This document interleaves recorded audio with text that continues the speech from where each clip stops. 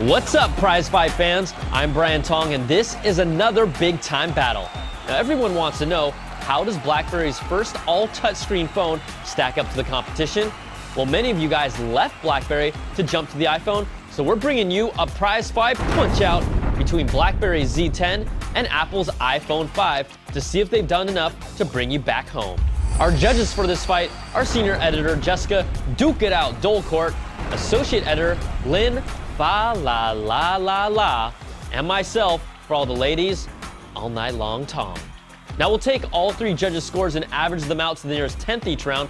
The final prize fight score will be an average of all rounds using the same system. Let's get it started. Round one is design. BlackBerry brings its classiest looking phone to date with the tight design of the Z10, even if it has some resemblance to the iPhone 5. Its soft leather-esque textured backing and softer curved edges are comfortable to hold, and its 4.2-inch screen is larger and has a higher 356 pixels per inch. Now we know Apple's iPhone 5 design is one of their best ever, bringing their quality design and level of craftsmanship. Its 4-inch Retina display is smaller, but it's still a beauty with 326 pixels per inch super bright display.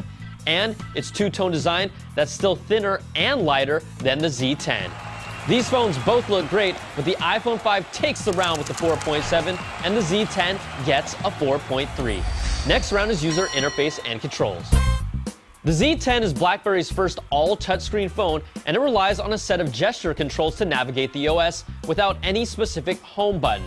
Now it has a higher learning curve, it's not pick up and play, but it's not hard once you get used to them.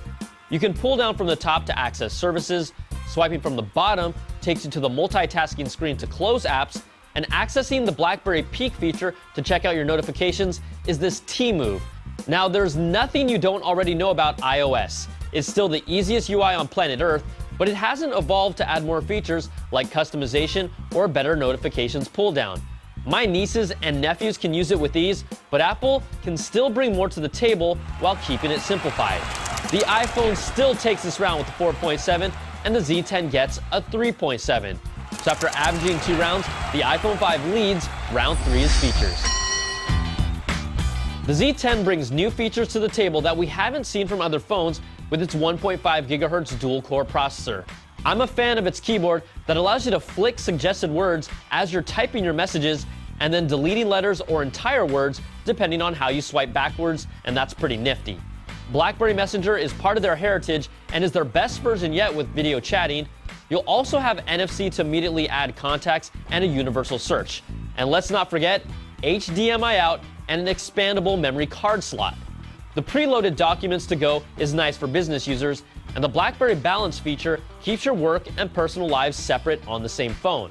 But its drawbacks are a weak Maps app that lack local businesses when you zoom in and no walking or transit directions. Their voice assistant is pretty mediocre, and the BlackBerry World Store has content but can't compare to the library of apps that Apple brings. Now, Apple's iPhone 5 dual-core A6 processor is blazing fast, and Siri becomes more useful with sports, movies, and food recommendations. Now, Siri is arguably the best assistant right now, but it still hasn't lived up to the hype, and it takes way too long to get information back from its servers. Maps brings turn-by-turn directions, but it's still a step back from what it was before, and Passbook still remains rarely used, and it needs some help, or else it's another wasted Apple feature. But Apple really shines with its App Store that still tops in the industry, and no one can match the content available on its platform. Both phones have features that make them unique, but it also places where they fall short. So we're calling this round a tie at 4 points apiece. Next round is web browsing and multimedia.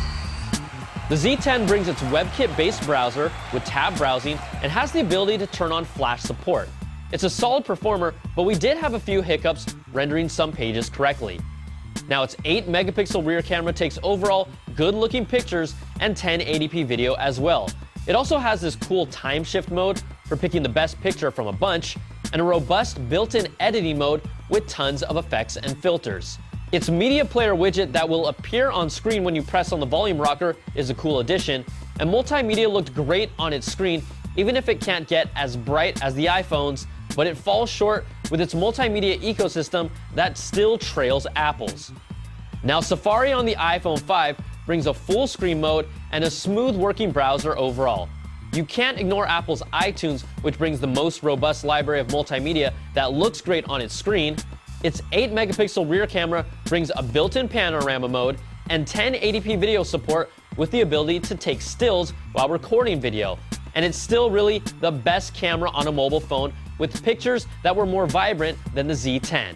Now, the Blackberry is no slouch in this round, but the iPhone 5 still takes it with the 4.7, and the Z10 gets a 4. So after averaging 4 rounds, the Z10 still trails. The final round that decides it all is performance. Both phones are solid performing ones, but side by side, it's the iPhone 5 that's faster to navigate across the board. Battery life received mixed results with the Z10 between our staff, but our labs tested it out to 10.6 hours of talk time compared to around 8 hours for the iPhone 5. Now, 4G LTE performance will vary in your area, but it was excellent for both phones in San Francisco, and call quality was solid, but will obviously be different depending on your location and carrier. Now, fast don't lie, and the iPhone takes it, yep, another round with a 4.7, and the Z10 gets a 4. So let's average out all 5 rounds, and in a prize fight where Apple jumped ahead early, they really pinned BlackBerry down and stayed on top, with the iPhone 5 taking this battle 4.6 to 4 and is your prize fight winner. Now, guys, the point of this prize fight wasn't to give Apple another win, which we did, but it was to show you that BlackBerry is back in the game, and although it might not be able to lure hardcore iPhone and Android users yet, the new BlackBerry has given their diehards a phone they will want, and it's a solid foundation to build on. I'm Brian Tong. Thanks for watching. We'll catch you guys next time for another prize fight.